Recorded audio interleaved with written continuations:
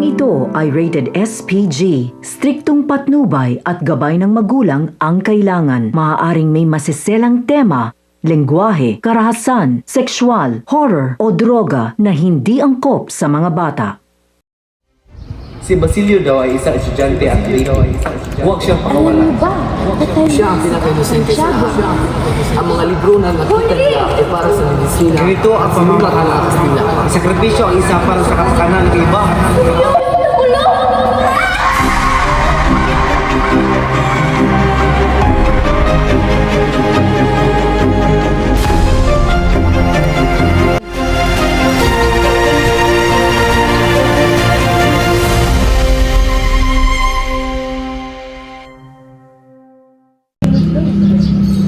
Alam niyo ba, patay na si Kapitan Tiago. Talaga? Siya ay tunay. At alam niyo rin, nakulong si Basilio. Ay, kalunos-lunos na binata. Kumusta si Huli? Sus, pinalayas ko na yun. Bakit? Ayaw ko kasing maging kalaban sa mga praile. Tsaka, pinilit ko na siyang maghanap ng bayad para sa utang niya sa akin. Huli! Huli, Huli! May balita ako na sagap. Ano yun? Si Basilio! Nakulong! Huli? Huli!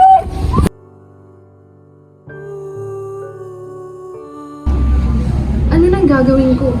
Wala na si Kapitan Tiago. Nakulong na si Basilio. Sino na ang tutulong sa akin? Paano kaya? Kung humingi tayo ng tulong sa kawani.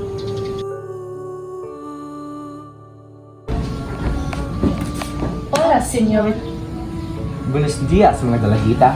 Ano ang maaari kong gawin para sa inyo? Maaari niyo po ba kami matulungan? Ito po ay tungkol kay Basilio. Nakulong po kasi siya sa Manila. Sa Manila? Naku, hindi ko kayo matulungan dyan. Dahil hindi ko sakop ang Manila. Ang maaari ko lang mapapayo sa inyo ay ang tulong ni Padre Camora.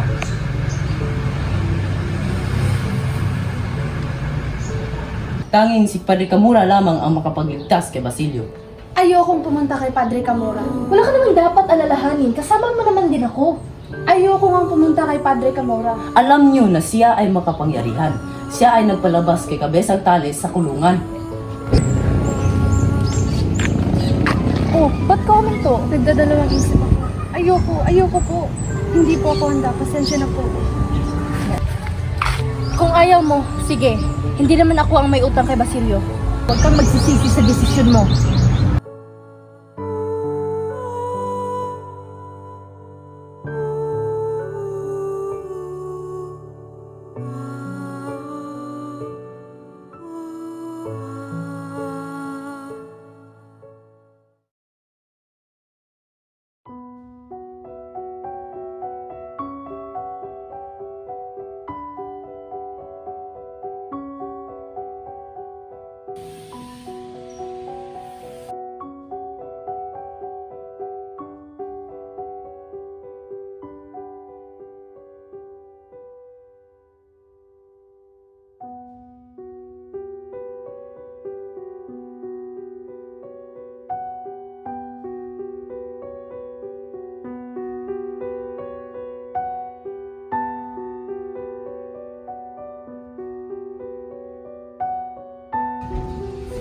Magandang umaga, Huli.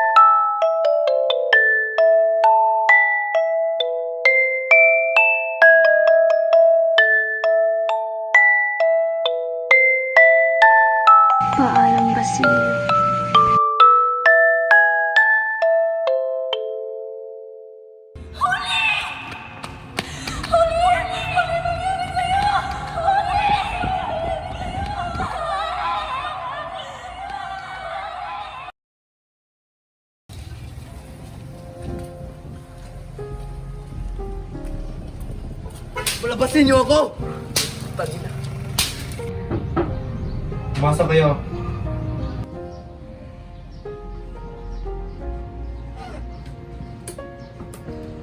Umupo kami doon. Si Basilio daw ay isang estudyante at alipin. Huwag siyang pakawalan. Pero paumanin, Kapitan. Isa siyang mag-aaral ng medisina at batay sa kanyang mga guro, mabuti itong mag-aaral. 1 taon na lamang ang kanyang pag-aaral at magtatapos na siya. Sayang naman po. Mas mabuti siyang panatiling nakakulong. Mas mabuti dagdagan ng 1 taon para maging mahusay siyang doktor. Pero siya ang pinaka-inosente sa lahat. Ang mga libro na nakita nila ay para sa medisina at sinulat ng mga Kastila.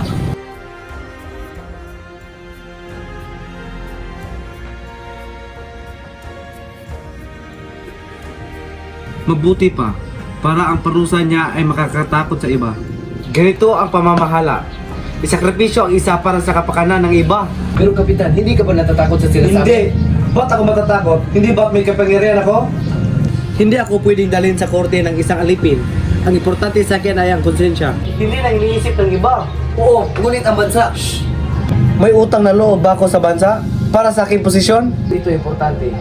Adyan ka para sa Espanya. Kaya mas lalong bigyan mo ng mabuting pagtrato ang mga Pilipino. Para hindi sila magalit sa Espanya.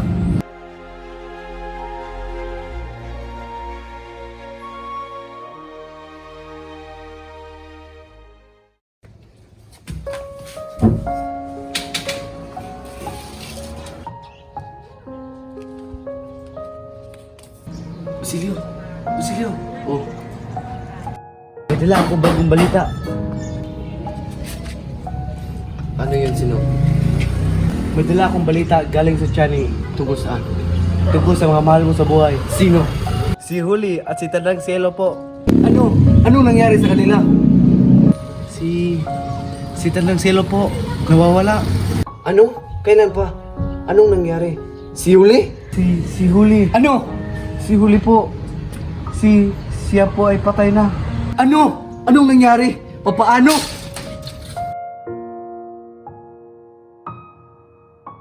Hindi na maaaring mapatuloy namin isaganing aming sapagkat hindi matatawaran ang kanyang pagkakamali.